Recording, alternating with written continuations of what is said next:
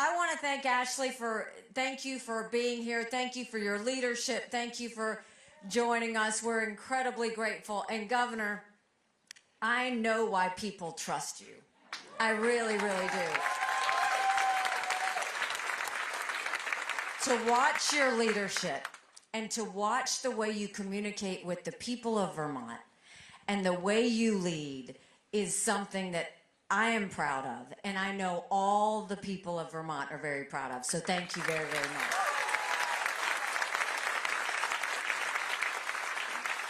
So we're thrilled to be here in Vermont. You know, it's been a little over a year since I announced I was running for president. We had 14 people in the race. We defeated a dozen of the fellas. I just have one more I'm trying to catch up to.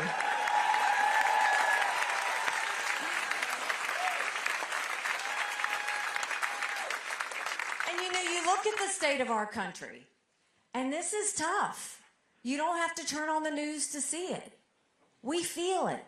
We feel it at the grocery store. We feel it with our utility payments. We feel the fact that our dollars are not stretching as far. We are $34 trillion in debt. We're having to borrow money just to make our interest payments. China owns some of that debt. For the first time, we're paying more in interest payments than we are in our defense budget. You know who's paying attention to that? Russia, China, and Iran. And this is not just Joe Biden that has done this to us. I have always spoken in hard truths, and I'm going to do that with you today. Donald Trump and our Republicans did that to us too. You go back and look at that $2.2 trillion COVID stimulus bill that they passed with no accountability. They expanded welfare that's now left us with 80 million Americans on Medicaid, 42 million Americans on food stamps. That's a third of our country. And did Republicans try and make it right? Nope. They opened up pet projects and earmarks for the first time in 10 years, pushing through 7,000 of them last year.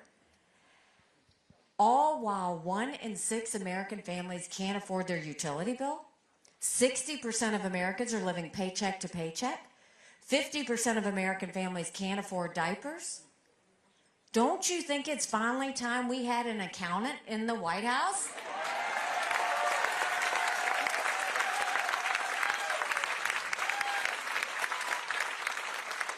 So how would this accountant go about fixing the economy? The first thing we do is we claw back that $100 billion of unspent COVID dollars that are still sitting out there.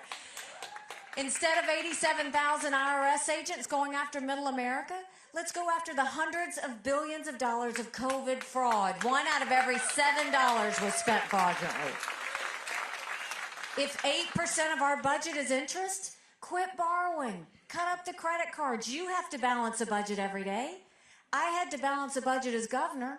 Why is Congress the only group that refuses to balance a budget? We'll stop. Go ahead. I'll let you do that. We'll stop the spending. We'll stop the borrowing. We'll eliminate their pet projects. And I will veto any spending bill that doesn't take us back to pre-COVID levels. That will save us trillions.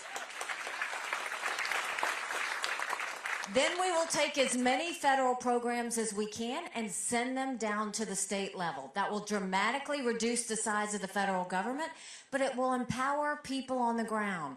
Think education, think healthcare, think welfare, think mental health.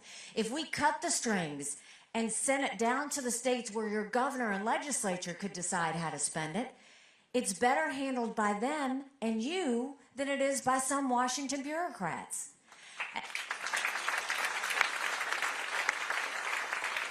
And then we need to open up the middle class. We're watching the rich get richer. Blood is on your hands!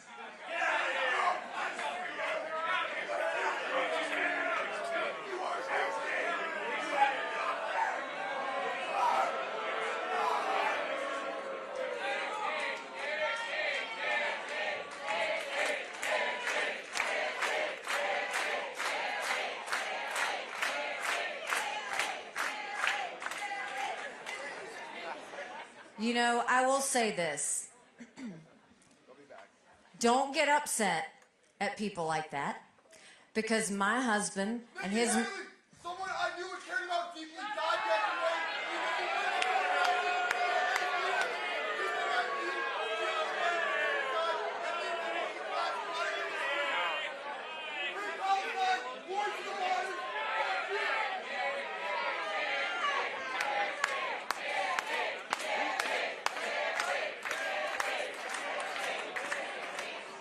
Okay, anybody else?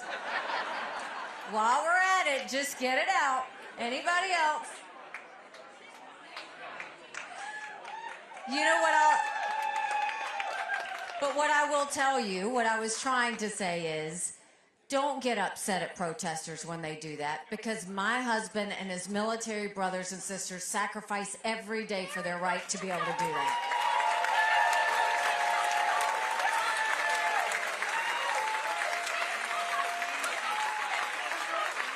We are blessed to live in America.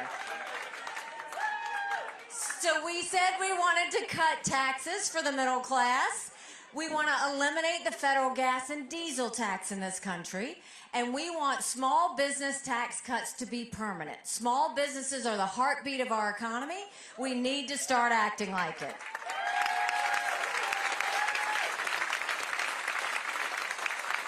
And you know, speaking of Congress, they have one job, just one job, and it's to give us a budget on time. Well, turn on the news, they failed again. Do you know Congress has only given us a budget on time 4 times in 40 years? 4 times in 40 years. You know what I say about that? You don't give us a budget on time, you don't get paid, period.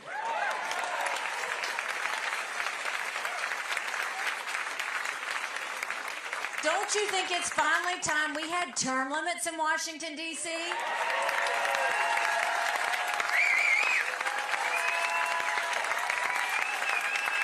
Don't you think we need to have mental competency tests for anyone over the age of 75?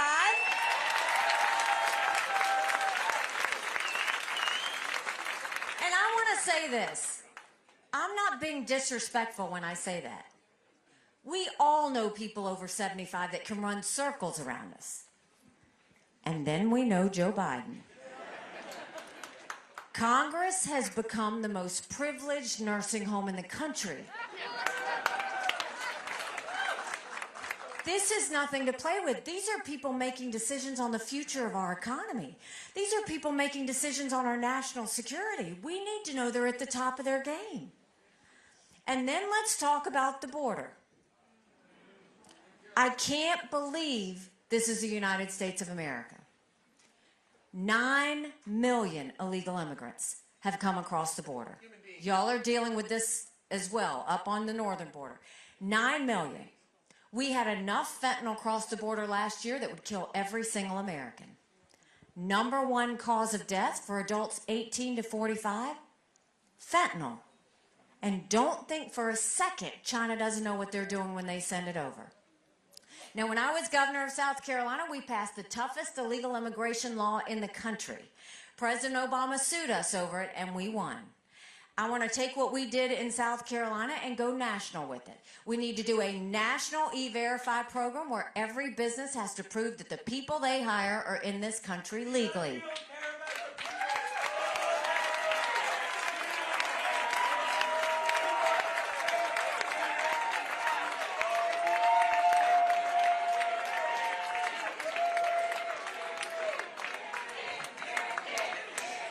God bless America. We want to make sure we defund sanctuary cities once and for all. No more safe havens. We can't do it anymore.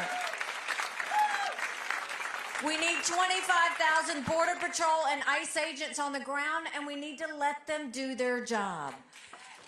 We need to go back to the Remain in Mexico policy so that no one steps foot on U.S. soil. And instead of catch and release, we need to go to catch and deport. That is what will stop what's happening on the border. And look at what happened a couple of weeks ago. Congress had a border bill. And the good part about that border bill was it strengthened asylum laws. We have to do that because 3 million illegal immigrants came in under Trump because we didn't have strong enough asylum laws. The weak part about that bill was it didn't have a Remain in Mexico policy. We need to have that. And it had a 5,000 person threshold. We can't even have a 1 person threshold. We're a country of laws. The problem is what Congress should have done was gotten in a room and not come out until they strengthened the bill and got it done. But Donald Trump told them not to pass anything until after the general election because it would hurt him. We can't wait one more day for them to secure that border and get this finalized.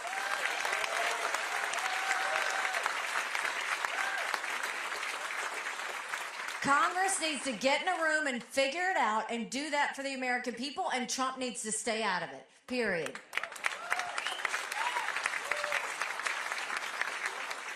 And you know, growing up in rural South Carolina, my parents always taught me, you take care of those who take care of you. I'm going to ask you if we're taking care of those who take care of us. Right now in America, over 35,000 of our veterans are homeless. 1 in 3 suffers from PTSD or thoughts of suicide. We lose 22 heroes a day to suicide. If a veteran needs a doctor's appointment at the VA, on average, it takes 29 days. Why 29 days? Because on the 30th day, they can go to the doctor or hospital of their choice. So midway through the 29 days, they get a call to reschedule. It's shameful how we treat our veterans.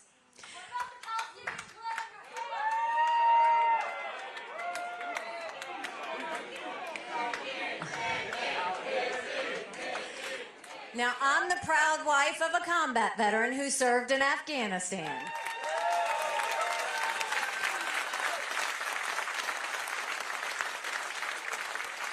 And when Michael came home to us, that was a lot of prayers answered. But that was the easy part. When we got home, life got hard. Michael couldn't hear loud noises. He couldn't be in crowds. Life had passed him by for the year that he was gone, and the transition was tough.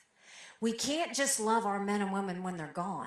We got to love them when they come back home, too.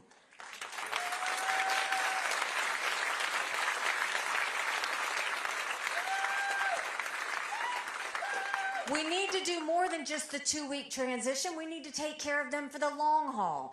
And the way we do that is let's have telehealth so they can get the mental health care they need right when they need it.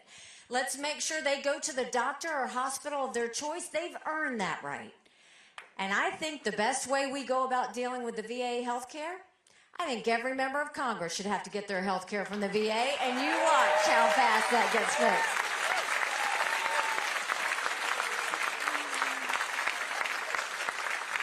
It'll be the best health care we've ever seen, guaranteed.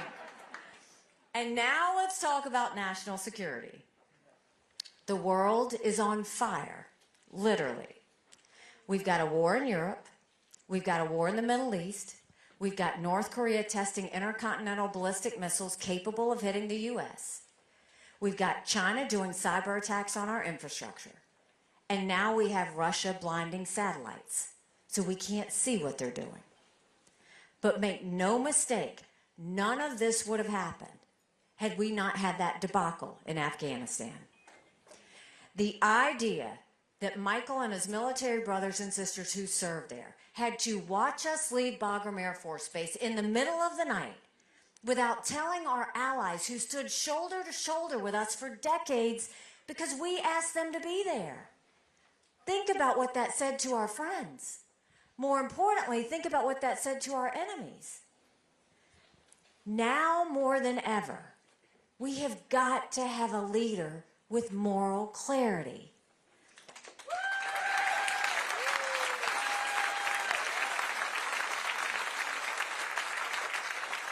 We have to have a leader that knows the difference between right and wrong and good and bad. And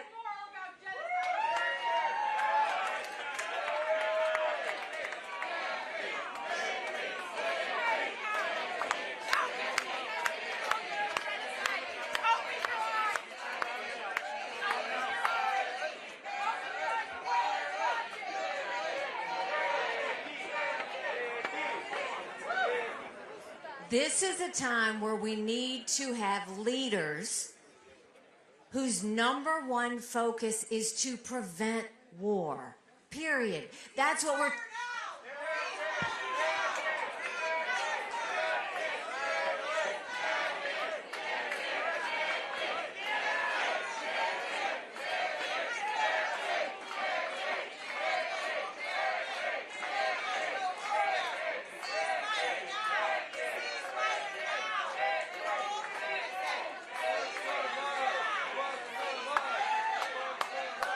She's almost gone.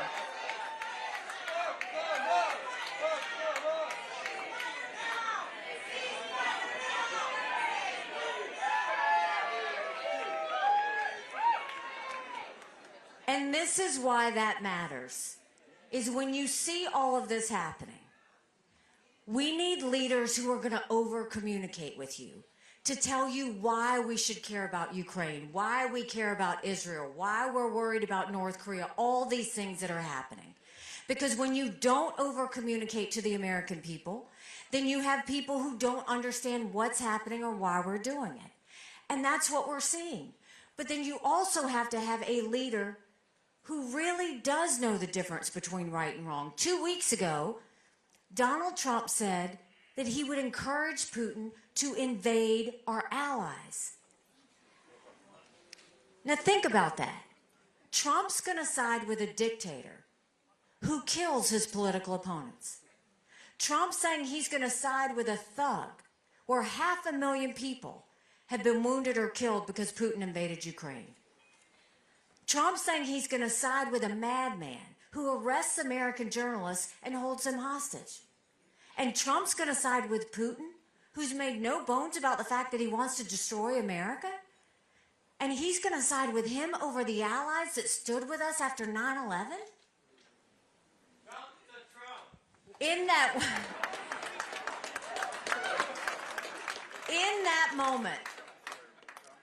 moment when he went off the teleprompter, what he did was he made our allies more vulnerable, he emboldened Putin, and he put our military members who were serving there in danger. That's what I'm talking about when I say we need a leader who understands their number one job is not to walk away. Joe Biden's putting his head in the sand, acting like nothing exists. Donald Trump's thinking we don't need friends. America can never be so arrogant to think we don't need friends.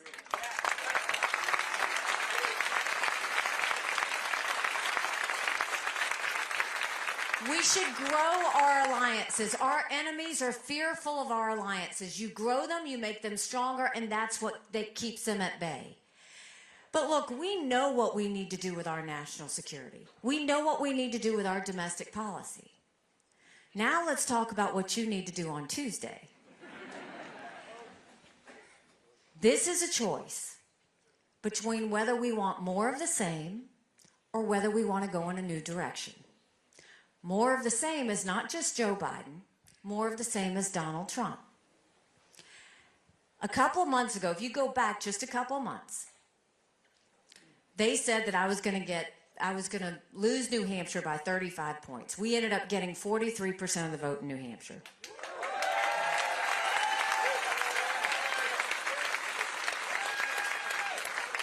And that night, if you saw it, Donald Trump was unhinged. He pitched a fit on stage and went on and on about revenge and my dress. The next day, he goes and says anyone who supports her is barred permanently from MAGA.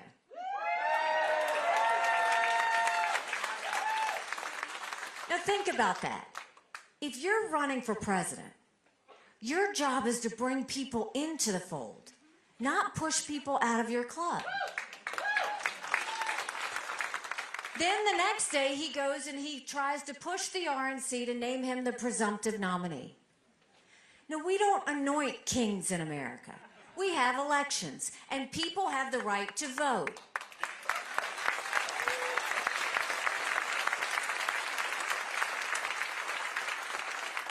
And then he had a couple of judgments that were against him, and he talked about being a victim. Now, the part that bothers me, whether it was the night of New Hampshire, whether it's after these court cases, is at no point did he ever talk about the American people. At no point did he talk about the fact that we're $34 trillion in debt. At no point did he talk about the fact that only 31% of 8th graders in our country are proficient in reading. At no point did he talk about the borders that are completely open. At no point did he talk about the lawlessness in our cities. At no point did he talk about the wars around the world. All he did was talk about himself. And that's the problem. This is not about him. It's about the American people.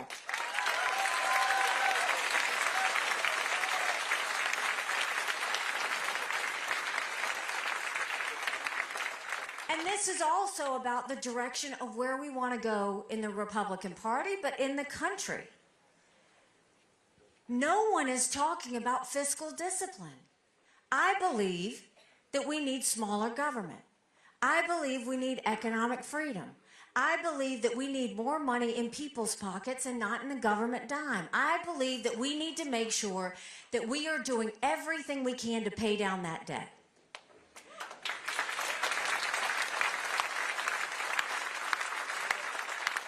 But what does Donald Trump believe? Don't listen to him. Look at what he did.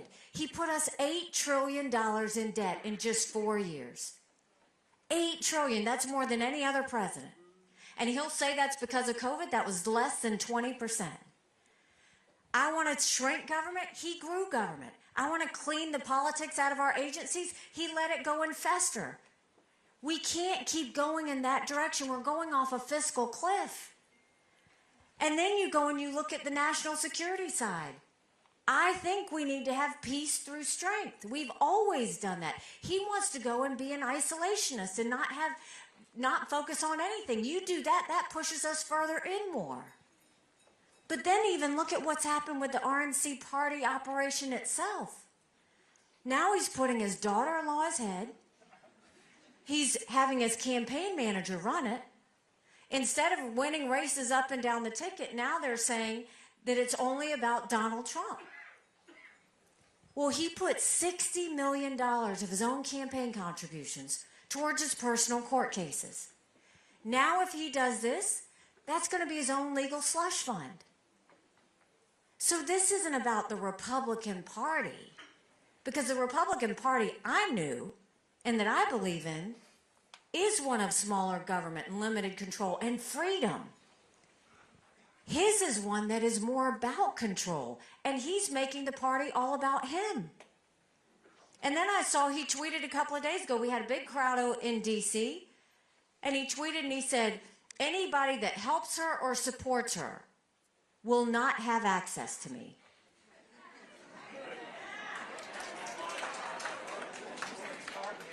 You can't threaten people, and you can't push them away. And that goes to the heart of the fact of why he can't win. He has not gotten 40% in any of the early states. In Michigan, he campaigned for 8 years. I campaigned for 2 days and got 30% of the vote.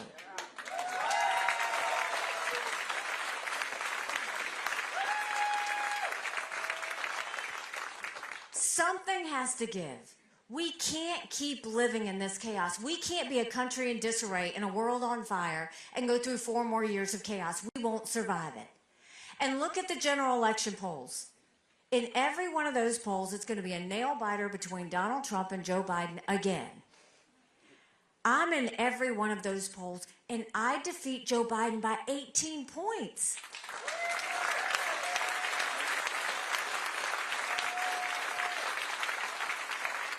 Do you know what that means? You win by double digits. That's a mandate going into D.C. to stop the wasteful spending and get our economy back on track. That's a mandate to get our kids reading again and go back to the basics in education. That's a mandate to secure our borders with no more excuses. That's a mandate to bring law and order back to our cities. And that's a mandate for a strong America that prevents wars that we can all be proud of. Don't you want that?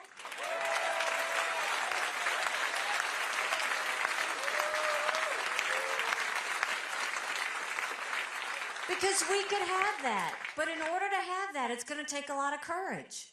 Courage from everyone here. Courage for me to run, and courage for every one of you to know. Don't complain about what happens in a general election if you don't vote in this primary. It matters.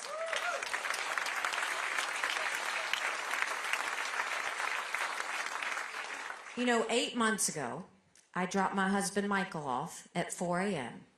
for another year-long deployment. And I watched him and 230 soldiers pick up their 2 duffel bags of belongings to go to a country they'd never been, all in the name of protecting America. They're willing to sacrifice their lives and their families because they still believe in this amazing experiment that is America. So if they're willing to sacrifice for us there, shouldn't we be willing to fight for America here?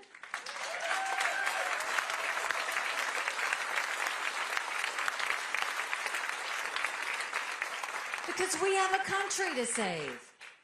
You know, the media's been like all over themselves trying to figure out why I'm not getting out of this race. Why does she keep fighting? What's she doing? Well, first of all, when 70% of Americans say they don't want Donald Trump or Joe Biden, yes, I'm going to keep on fighting.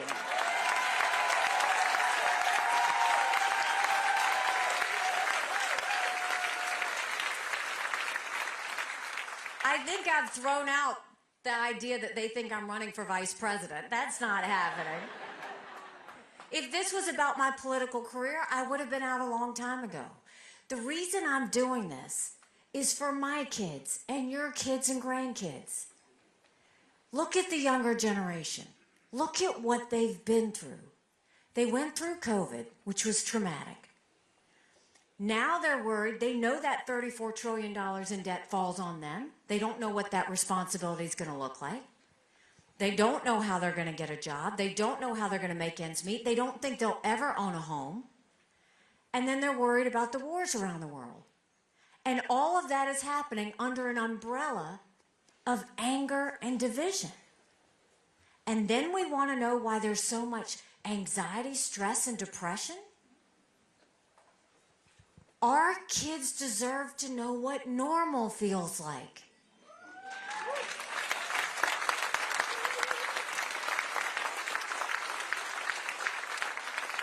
Under Joe Biden, it is not normal to have millions of illegal immigrants coming across the border and nobody stopping them. It's not normal to have these wars around the world. But under Donald Trump, it's not normal to go and mock members of the military. It's not normal to go and pay campaign contributions for personal court cases. It's not normal to side with a tyrant over our allies. It's not normal that Joe Biden calls his opponents fascists and that Donald Trump calls his opponents vermin. None of that is normal. None of it is.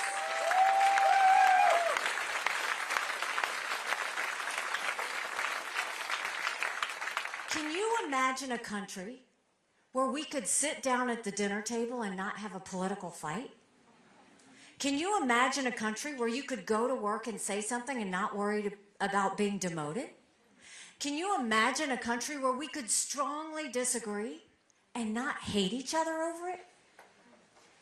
We are better than this. That's where we're trying to go.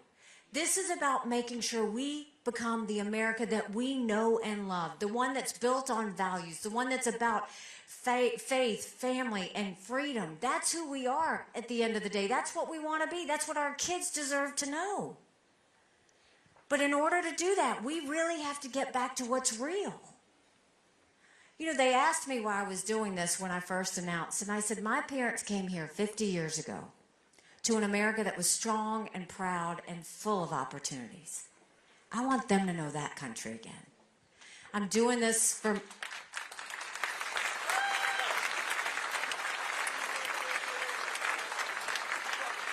I'm doing this for Michael and his military brothers and sisters. They need to know their sacrifice matters. They need to know that we love our country. I'm doing this for my daughter who just got married, and I saw how hard it was for her and her husband to buy a home. The average home buyer in America now is 49 years old. The American dream is leaving them. And I'm doing this for my son, who's a senior in college, and I am tired of watching him write papers of things he doesn't believe in just to get an A. That's not us. That's not America.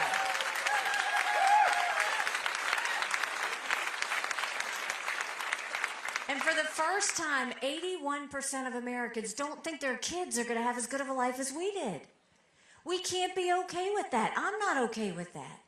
We do have a country to save. But now's the way we save her. I need you to go Tuesday and vote. I need you to take 10 people with you to vote. You all know people in your friends, family that are just general election voters. I want you to send them a message for me.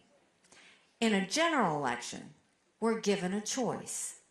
In a primary, we make our choice.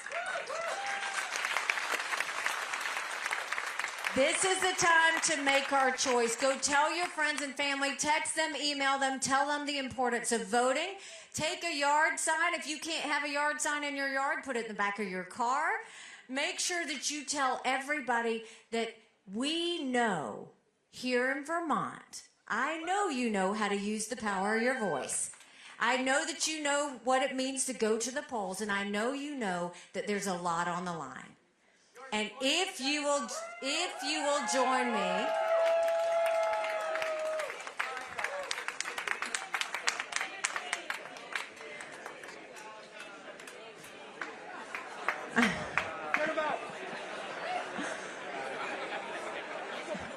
he wasn't even energetic about it.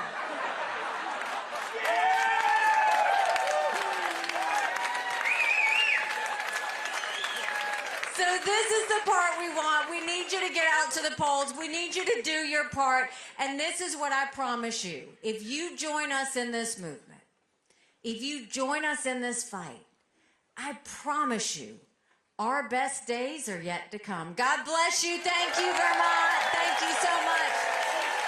Thank you. Thank you so much.